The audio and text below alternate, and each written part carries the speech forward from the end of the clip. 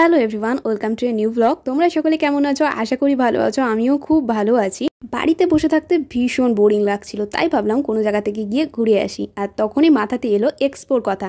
মালদাতে এক্সপো এসেছে, আর এক্সপো ঘুরতে যাবো না তা কি করে হয়? আর যেমন ভাবা তেমন কাজ, দুজনে মিলে চলে গেলাম মালদা এক্সপোতে। এটা হলো এক্সপোর মেন গেট, আর বাইরে থেকে দেখো কি সুন্দর নাগরদোলাটা দেখা যাচ্ছে।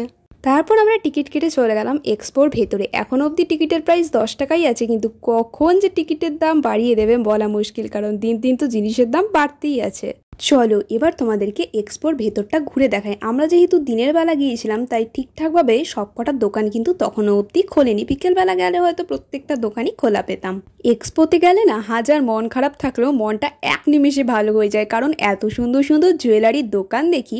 আর আমার মনে হয় সবকটা জুয়েলারি যদি কিনে নিতে পারতাম, তাহলে মনে হয় আমার থেকে সুখী মানুষ আর এই পৃথিবীতে একটাও হতো না। আর প্রথমেই আমরা চলে গিয়েছিলাম একটা জুয়েলারির দোকানে। সেখান থেকে আমি এই সুন্দর ব্রেসলেটটা পারচেস করি, যেটা আমার ভীষণ পছন্দ হয়েছে। তোমাদের কেমন লাগলো আমাকে কমেন্ট করে জানিও। জুয়েলারির দোকান ছাড়াও আরও প্রচুর দোকান ছিল, যেমন খাবারের দোকান, জামা কাপড়ের দোকান, জাদুর দোকান। আর যেটার কথা না বললেই নয়, এক্সপোর বিশেষ আকর্ষণ সেটা হলো রাইডিং। বিভিন্ন ধরনের রাইডিং আসে, যেমন নাগরদোলা, ব্রেক ড্যান্স। আর 2 বছর ধরে মালদা এক্সপোর বিশেষ আকর্ষণ হচ্ছে রেঞ্জার রাইড, যেটা মারাত্মক ভয়ঙ্কর দেখতে।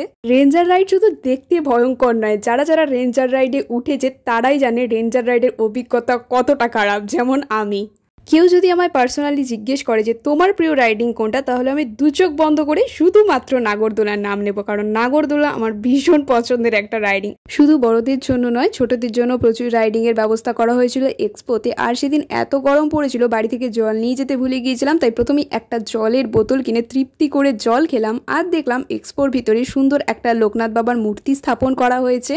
এত ঘোরাঘুরি করে আমরা দুজনেই ভীষণ ক্লান্ত হয়ে গিয়েছিলাম। তারপরে এক্সপোকে টাটা বাই বাই বলে আমরা দুজনে বাড়ি ফেরার পথে রওনা হলাম। কিন্তু বাইরে বেরিয়েছি, একটু বাইরের খাবার খাবো না তা কি করে হতে পারে? কিন্তু এত গরম পড়েছিল যে হেভি খাবার খেতে একদম মন চাইছিল না। তখন ভাবলাম যে হালকা পাতলার মধ্যে কি খাবার খাওয়া যায়, আর মাথায় এলো মোমোর কথা। তাই আমরা দুজনে 2 প্লেট টাইফু মোমো খেলাম, আর খাওয়া দাওয়া কমপ্লিট করে বাড়ি ফিরে এলাম। তো আজকের ব্লগটা এতটাই। তোমাদের কেমন লাগলো আমাকে অবশ্যই কমেন্ট করে জানিও। যদি ভালো লেগে থাকে একটা লাইক আর শেয়ার করে দিও। আর তোমরা কে কে এখন অবধি মালদা এক্সপোতে গেছো সেটাও অবশ্যই আমাকে কমেন্ট করে জানিও। দেখা হচ্ছে নেক্সট কোনো ভিডিওতে। ভালো থেকো, সুস্থ থেকো। Thanks for watching.